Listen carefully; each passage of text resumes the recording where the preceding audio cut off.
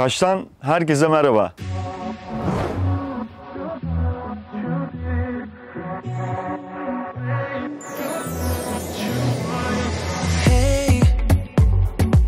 Bu hafta Kaş'tayız. Kaş gezimize Patara Antik Kenti ile başladık. Şu anda Antik Kent'in Liman Caddesi'ndeyim. Burada görmeye değer birçok tarihi yapı var. Hadi vakit kaybetmeden tarihi yerleri görmeye başlayalım.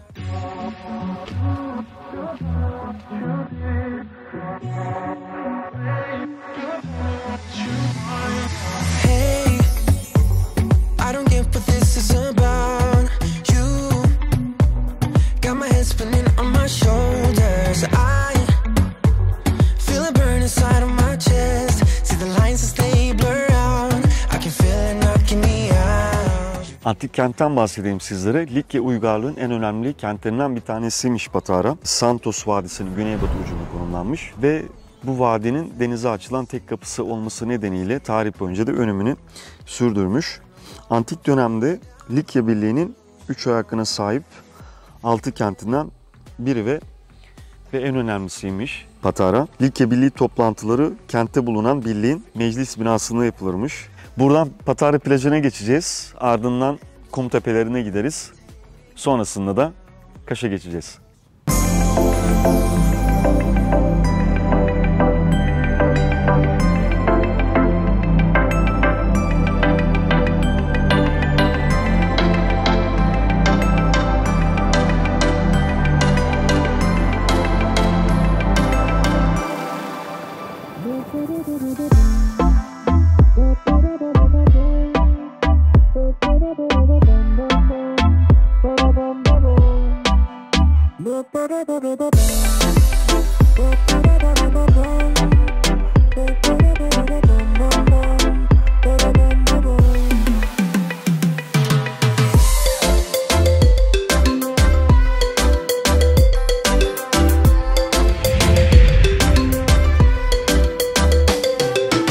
Patara kum tepelerine geldik. Burası Patara Antik Kenti'nden farklı bir noktada. Kente gelmeden köy içerisinde kum tepeleri tabelası var. Oradan sağa dönüp gelebiliyorsunuz buraya. Oldukça orijinal bir yer. Birçok eski Yeşilçam filminde de burası kullanılmış bu arada. Patara'da şurada ileride. Yani önümüzde 12 kilometrelik Patara plajı var. Bu tarafa yolunuz düşerse böyle orijinal yerler ilginizi çekiyorsa buraya uğramalısınız.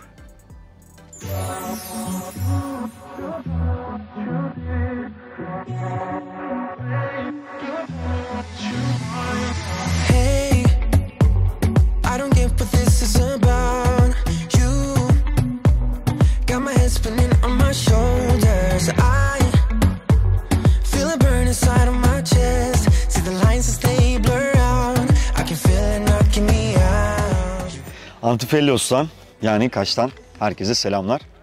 Nihayet geldik Kaş'a. Şu an bulunduğum yer bir amfiteyatro, Antifelios isminde. Kaş'ın merkezinde.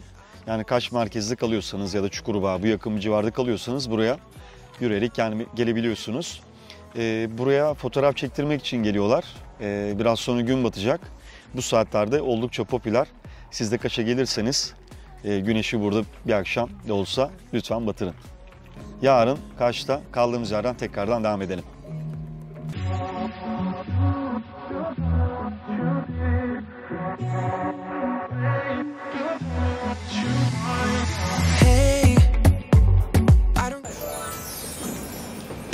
Giriş nereden ya? Ha, yanlış yerden girdik, gel. Kaş'ta bugün tarihi yerleri gezelim istedik. Günaydın bu arada. Demre merkezi San Nikolas Kilisesi var. San Nikolas Kilisesi'ne geldik. Şimdi orayı gezeceğiz.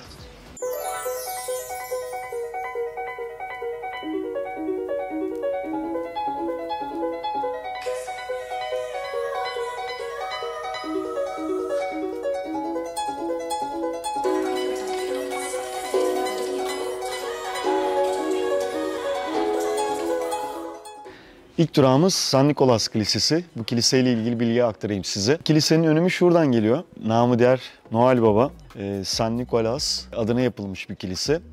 Bir buğday tüccarın oğlu San Nicolas ve çok ciddi bir servet kalıyor kendisine babasından ve bu serveti yaşlılara, bakıma muhtaç çocuklara ve buna benzer hayır işlerine harcıyor ve halk tarafından çok seviliyor. 343 yılında öldüğü söyleniyor San Nicolas'ın. Ölümüyle beraber onu çok seven halk onun adına bir kilise yaptırıyor. Aslında yıllar içerisinde birçok yıkım ve onarımdan geçiyor bu kilise. Genel olarak baktığımızda aslında birçok dönemin bir karması gibi görebiliriz bu mimariyi. Avrupa'nın birçok şehirlerinde de San Nicolas adına kilise yaptırılıyor. Hatta Bizans İmparatoru 1. Cisdiyanus tarafından da İstanbul'da San Nicolas adına bir kilise yaptırıldığı söyleniyor. Kaş ve bu civara geldiyseniz Demre size çok uzak değil. Yaklaşık bir 40 kilometre. Kaş gezinize buraya muhakkak bir program yapmalısınız. Buraya 2 kilometre mesafede Mira Antik Kenti var. Buradan da oraya geçeceğiz.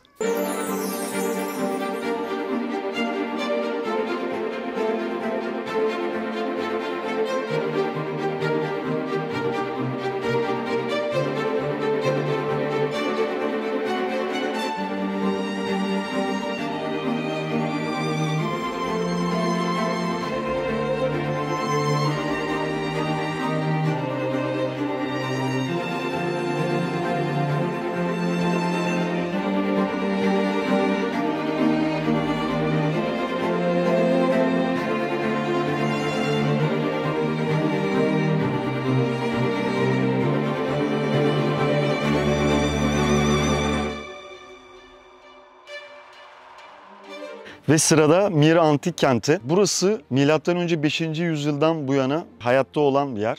Böyle eski bir yerden bahsediyoruz aslında. Likya döneminin 6 önemli büyük kentinden bir tanesi.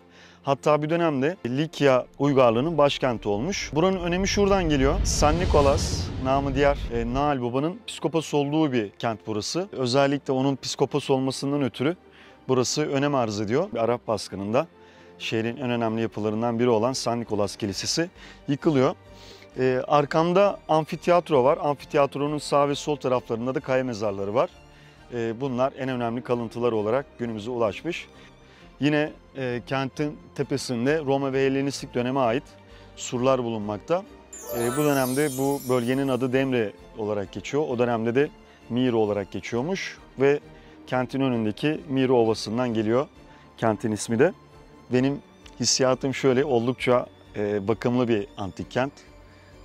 Çok da popüler.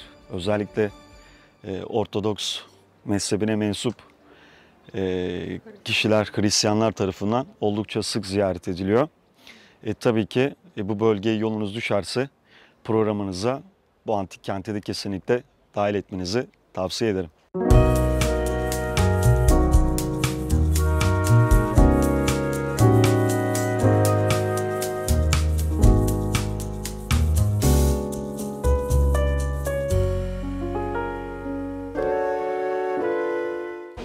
Antik kentlerden sonra merkeze geri döndüm. Şu an Kaş'ın tam ortasındayım diyebiliriz. Meydanın hemen önünde. Burada bir ismi Cumhuriyet Çınarı olan 300 yaşında bir çınar ağacı var. Onun gölgesi altında şu an bir Türk kahvesi ısmarladım kendime. Bugün karada olacağım. Denizde pek işim yok bugün. Kaş'ın merkezinde gezip görmek istediğim yerler var. Oralara gideceğim. Bundan sonra ne yaparız?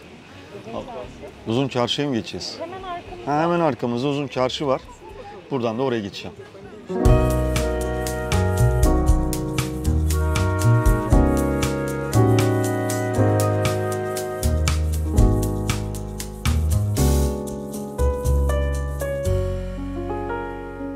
Pap pap pap pap pap. Pap pap pap pap pap pap pap.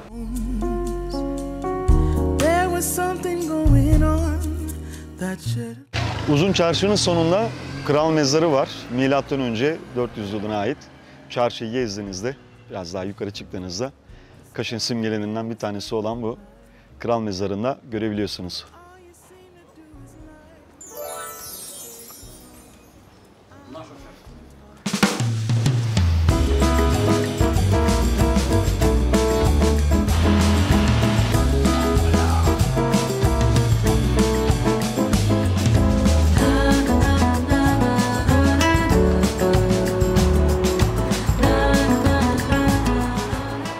Çarşıda hediyelik eşya alabileceğiniz yerler var, butikler var. İşte bu yöreye ait halılar, o tarz dükkanları bulabiliyorsunuz. Havada sıcak, serinleyelim diye kendimize bir dondurma ısmarladık. Merkezde Nur Pastanesi var. Burada yanık dondurma meşhurmuş. Hakikaten dondurmayı yapan arkadaş da biraz anlattı. Bir yanık tadı var dondurmada. Daha önce hiç böyle bir dondurma yememiştim. Oldukça lezzetli. Tavsiye ederim. Kaş'a geldiğinizde dondurma seviyorsunuz benim gibi. Bunu mutlaka deneyin.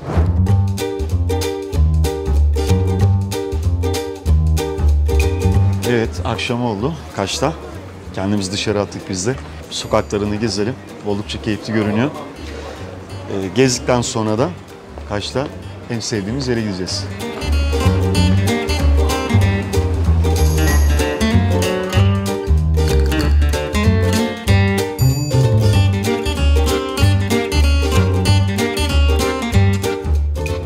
Kaş'ta en sevdiğimiz yerlerden bir tanesine geldik. Burası Zayika isminde bir et restoranı. Burayı çok seviyoruz. Neden? Öncelikle enerjisi güzel bir yer. Kendimizi burada mutlu ve huzurlu hissediyoruz. Servis çok hızlı. Çalışanlar güler yüzlü. Barlar Sokağı'nın biraz üstünde. Ya burası bir ara sokakta bir bahçe, bir evin ön bahçesi gibi. Burayı dizayn etmişler. Hem Barlar Sokağı'ndan giriş var hem de yukarıdan giriş var buraya. Etler nefis. Yani etle ilgili ne sipariş edersiniz edin. Yanılmayacaksınız. Hepsi çok güzel. Ben birçoğunu denedim. Mezeler şahane. Farklı mutfakların mezelerini burada servis ediyorlar. Yani son 4 senedir biz istisnasız Kaş'a her geldiğimizde burada bir akşam yemeği yiyoruz.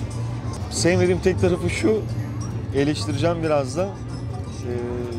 Yani gelmeden neredeyse bir 2 hafta önce falan rezervasyon yaptırmak lazım.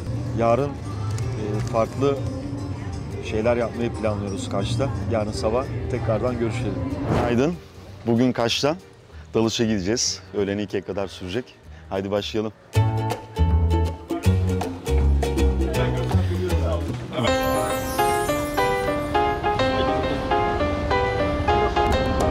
Ya no sabes lo que pasa.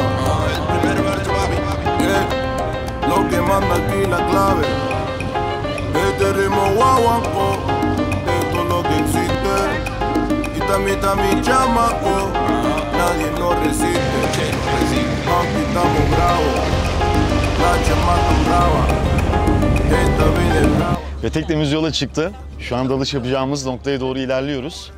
Kaş, Türkiye'nin bu konuda dalış konusunda ilk sıralarda gelen merkezi. Daha önce ben hiç dalış yapmadım. Bakalım nasıl bir gün geçireceğiz. Tüm detayları çekip sizlere aktarmayı planlıyorum.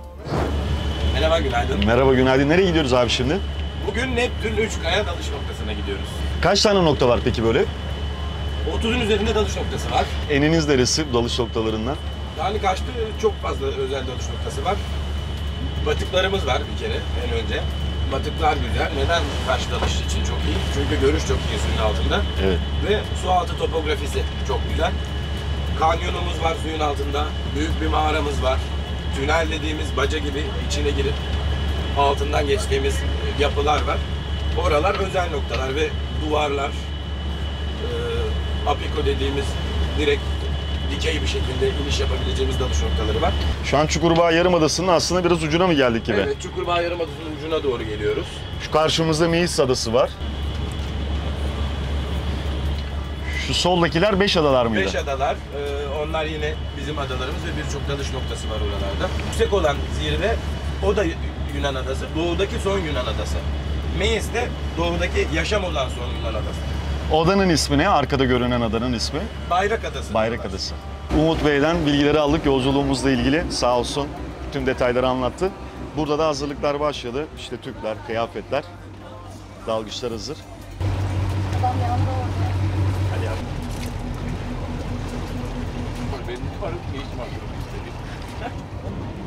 Ya biraz sancaklı. Biraz sancaklı yere gitsin. Beni öyle düşün.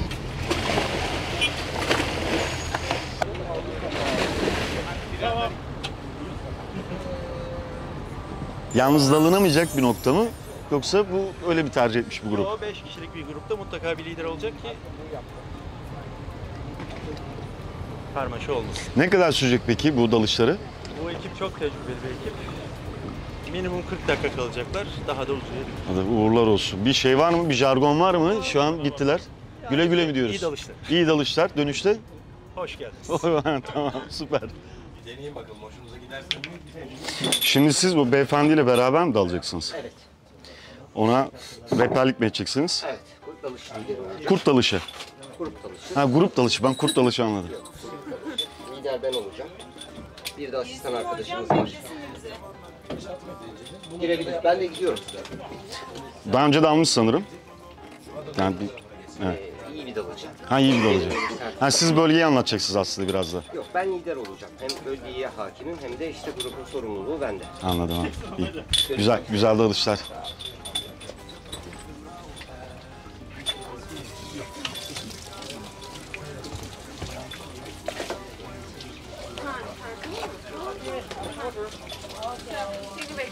Tamam.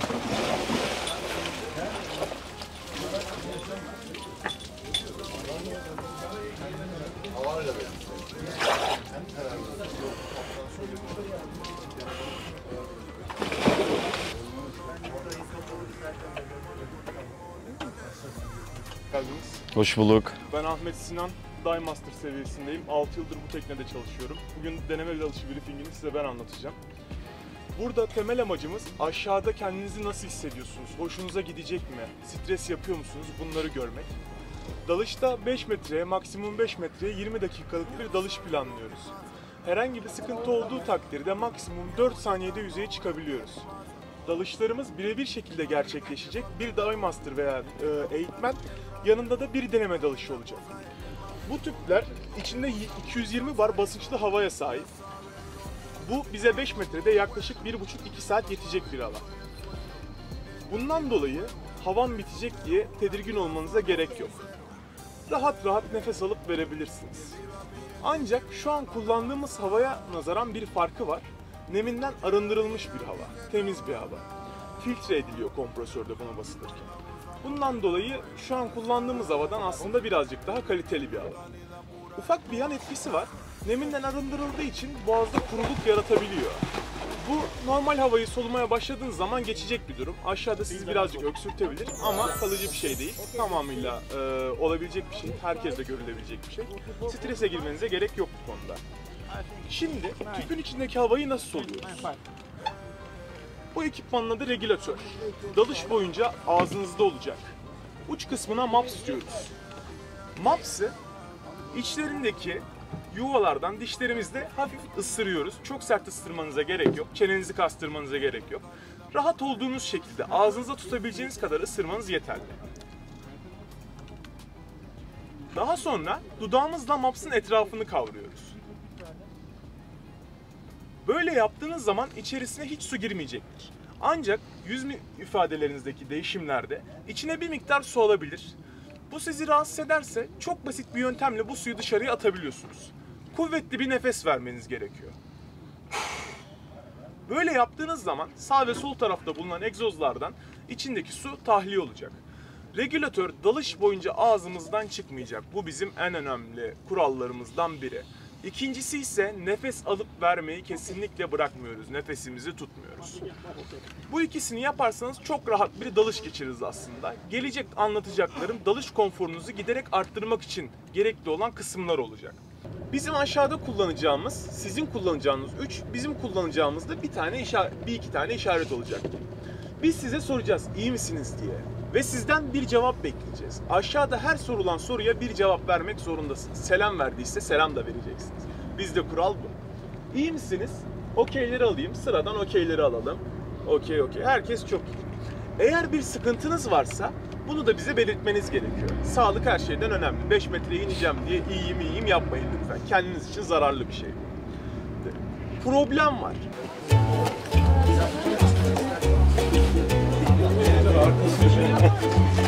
Hava güzel, deniz mis. Dalış için koşullar uygun. Okey. Tamam gelsin.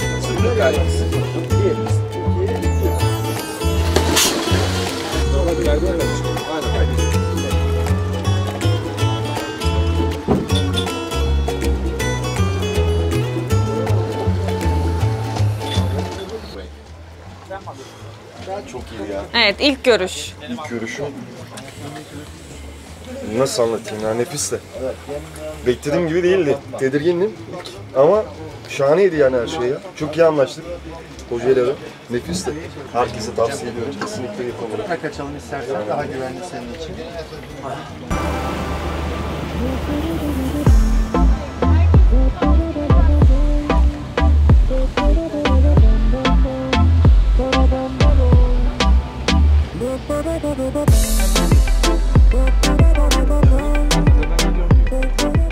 Dalış turumuzu bitirdik. Hakikaten muazzamdı, çok keyifliydi, çok eğlendik. Çok güzel geçti. Keşke daha önce yapsaymışım bunu. Çok memnun kaldık. Buradan çok yakında bir Asya mutfağı yapan bir yer var. Karnımız acıktı. Şimdi oraya gidiyoruz.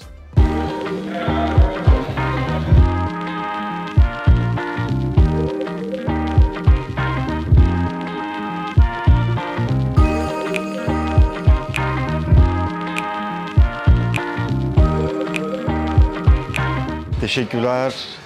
Sağ olun. Bu benim istiridye mantarlı. Şöyle dalıyor muyuz direkt? Direkt yapıştır abi. Aynen. Tam olarak öyle. Deniz beni her zaman acıktırıyor. Çok iyi geldi. Buradan. Gene denizde mi? Valla bugün denizlere doyamadık. Yine Çukurbağ'a giderken sollu güzel bir plaj gördük tekneden. Buradan da oraya geçeceğiz.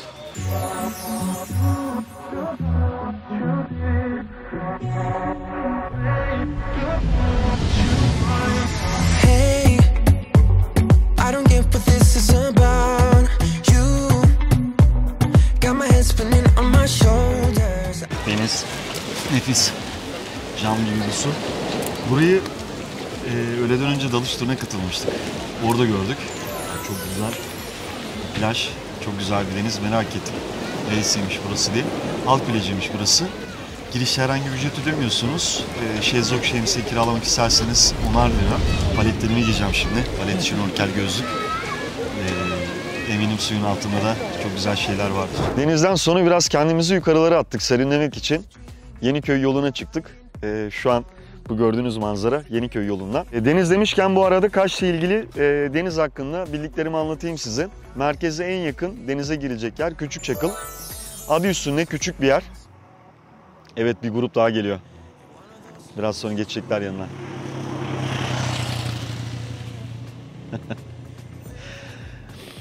Küçükçakıl sağında ve solunda 2 tane beach var. Ondan yaklaşık 1 kilometre ileride de Büyükçakıl var.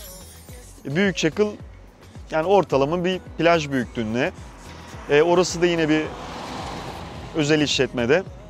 Yine şezlong şemsiye ücreti ödüyorsunuz orada. Ondan sonra gelelim bu Çukurbağ tarafına.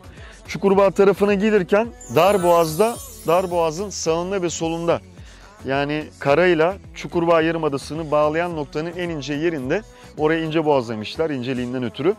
Sağında ve solunda 2 tane plaj var. Onları kullanabilirsiniz. Yine Çukurbağ'a doğru devam ettiğinizde halk plajı var. Biz de bugün tekne turuna çıktığımızda gördük orayı. Memnun kaldık. Şöyle, dalış için, dalış için önünden geçtik ve merak ettik orayı. O şekilde merakımızı gidermek için gittik. Yani içecek ücretleri bir belediyenin işlettiği yere göre bence yüksekti. Yani bir küçük su 3 TL. Bana biraz yüksek geldi. Onun biraz ilerisinde Hidayet'in koyu var. Burada ben onu birinci sıraya koyabilirim, Hidayet'in koyunu Kaş'ta. Yani ücret verip bir plaj kullanmak istiyorsanız birinci sıraya Hidayet'in koyunu yazıyorum. Sonrasında ileride de Çukurbağ Yarımadası var. Çukurbağ Yarımadası'nın ilerisinde tesisler var. O tesislerin de plajlarını kullanabilirsiniz. Ama oradan böyle ayaklarınızla denize girmeyi beklemeyin. Kayalık çünkü. Direkt iskeleden denize atlıyorsunuz. Tabii biraz Kaş'ın ben dışına da gideyim derseniz meşhur Kapıtaş plajı var. Da orası işte Temmuz-Ağustos'ta ve hafta sonlarında bence pek ideal bir yer olmayacaktır. Çünkü üst üste alt alta insanlar, zaten küçük bir alan.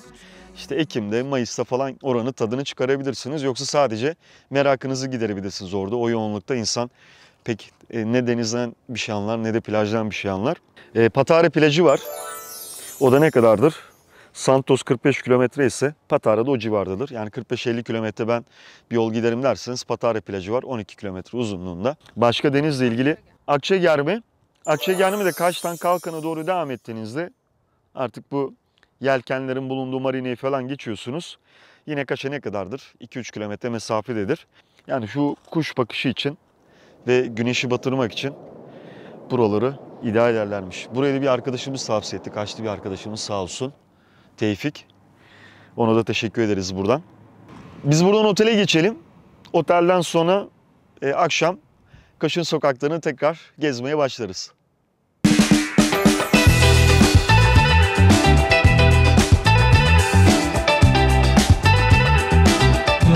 Barlar Sokağı'na geldik bu akşam. Kaş Meydanı'nın hemen üstünde 2 ayrı sokaktan oluşuyor. Eğlence için buraya gelmelisiniz. Enerjisi çok yüksek bir yer. Biz de Kaş'taki son gecemizi burada noktalıyoruz.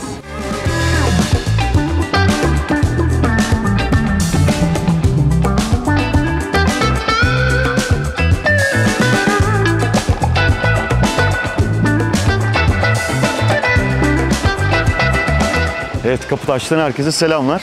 Bu bölgenin en meşhur plajlarından bir tanesi burası. Kaş'la Kalkan arasında. Kaş'a yaklaşık burası 10-15 kilometre mesafede. Her zaman olduğu gibi bugün de oldukça yoğun popüler. Bu turkuaz suyun sebebi şu arkada bir vadi var. Vadiden tatlı su geliyor ve denizin tam plajın olduğu yerden çıkıyor. Tatlı su ve tuzlu su karışınca bu şekilde turkuaz bir görüntü oluşuyor. Kaş'ta konaklama ile ilgili de bilgi aktarayım size. Ben 3'e ayırdım Kaş'taki tesisleri. Bir Çukurbağ Yarımadası'ndakiler, merkezdekiler, bir de merkez dışındakiler. Çukurbağ Yarımadası'ndakiler bölgenin en lüks tesisleri. Yani çocuklu aileler için uygun, işte balık çiftleri için uygun. Özellikle gün batımında enfes manzaraları var. Oranın handikapı şu, aracınızın olması gerekti. Merkeze 3-4 kilometre mesafede. Ve de gece otelinize dönerken hemen Çukurbağ Yarımadası'nın girişinde bir polis kontrol noktası var. Yani alkol falan alırsanız ticari araçlarla gidip gelmenizi tavsiye ederim. Kaputaş gibi yürüyerek denize giremiyorsunuz Çukurbağ Yarımadası'nda. Direkt denize atlıyorsunuz çünkü tepenin yamacına kurulmuş tesisler. Merkeze gelirsek genelde küçük pansiyonlar var. Yani biraz sıkışık nizam. Yani odaları oldukça küçük. Yani çocuklu aileler için uygun değil. Ben tesiste vakit geçirmek istiyorum. İşte tesisin terasında, işte ne bileyim ortak kullanım alanlarında uzanıp bir kitap okumak istiyorum derseniz o tesisler sizlere uymayacaktır. Ama merkezdesiniz, fiyatları da makul. Hani ben yatmadan yatmayı kullanın derseniz tabii ki iyi seçenekler olacaktır sizler için. Bir de merkez dışındakiler, yakın yayla köylerinde oteller açılıyor yavaş yavaş. Onları bu kategoriye sokabiliriz. Bir de Büyükçakıl tarafında tesisler var. Onları bu yine kategoriye sokabiliriz. Büyük otel yok Kaş'ta. Yani genelde küçük pansiyonlar, apartlar ve butik oteller var. Yani tesisler genelde oda kahvaltı, maksimum yarım pansiyon çalışıyor. Yemekle ilgili muazzam seçenek var Kaş'ta. Hem et hem de balık üzerine çok iddialı restoranlar var ki biz birkaç tanesine gittik, size de önerdik. Bu arada Kaş tatilimizin de, daha doğrusu Kaş videomuzun da sonuna gelmiş olduk. Kaş'tan sevgiler, kendinize iyi bakın. Hoşça kalın.